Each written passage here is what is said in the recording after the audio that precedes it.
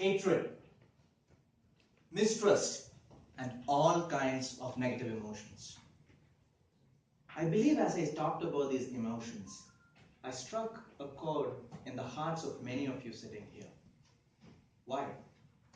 Because I believe that each one of us, at some point of time in our lives, have been betrayed and cheated upon by the people close in our lives. Our managers, friends, boyfriends, girlfriends, relatives, and at times even painfully, our parents and siblings. The lingering question here is, how many of us still harbor unforgiveness and bitterness in our hearts? Mr. Toastmaster, fellow Toastmasters, and anybody who's ever been betrayed or cheated upon. After these troubling times, we try to look for a way out through worldly wisdom from our friends and peers. We get to hear things such as, time heals all. Does it? Today I'm going to share a little bit about who I am. I am the son of a woman whose own mother tried to sabotage her marriage. I am the grandson of a woman whose own mother-in-law tried to undermine her and insult her at every given opportunity. In spite of all that happened to these two amazing women, they chose to let go, forgive, and love beyond imagination.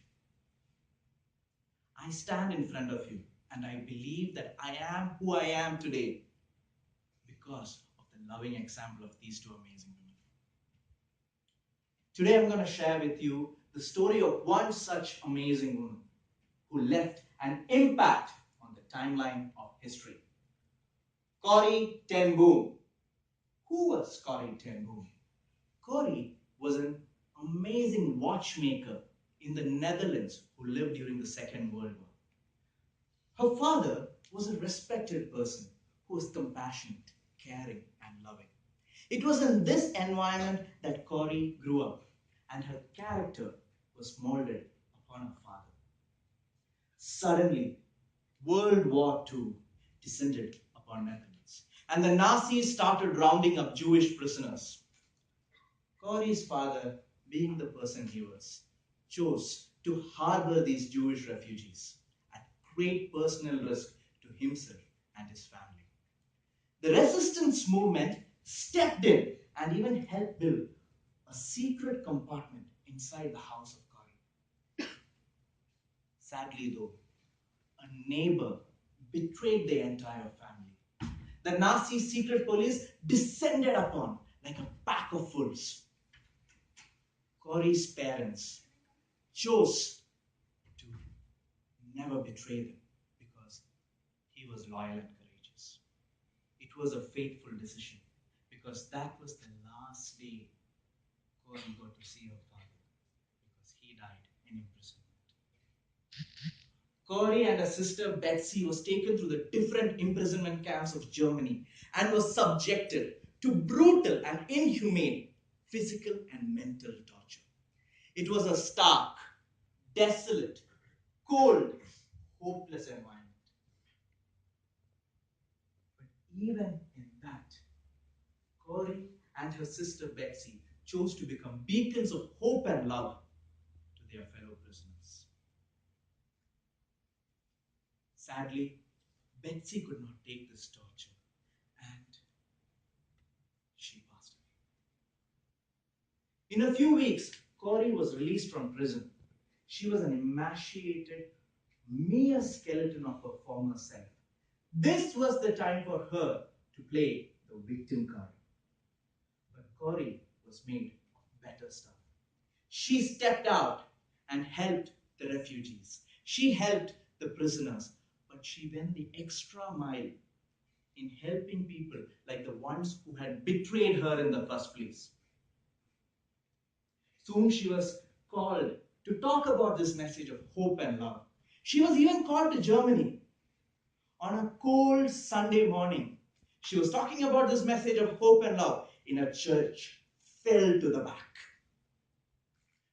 Hope and love. That is when she noticed a man walking towards her from the back. Like a shock wave from the past, she felt a cold hand of bitterness and unforgiveness hold her heart in a grip like vice.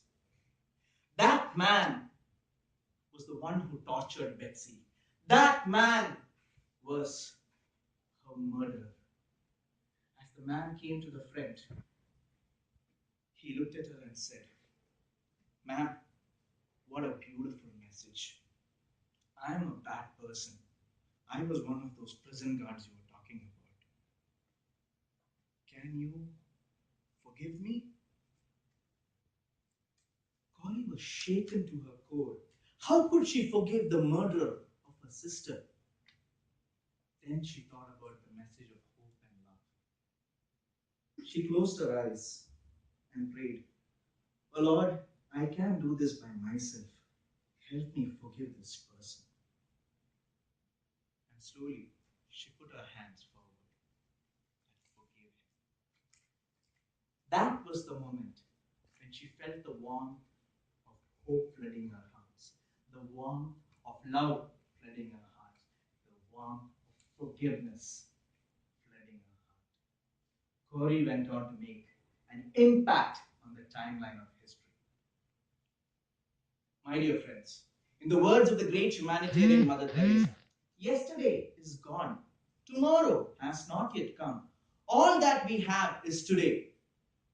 Can I ask each one of you to make a choice to let go of the bitterness and forgiveness and the unforgiveness in the past and choose to embrace love and forgiveness today so that you and I can walk into that bright future we were really made for?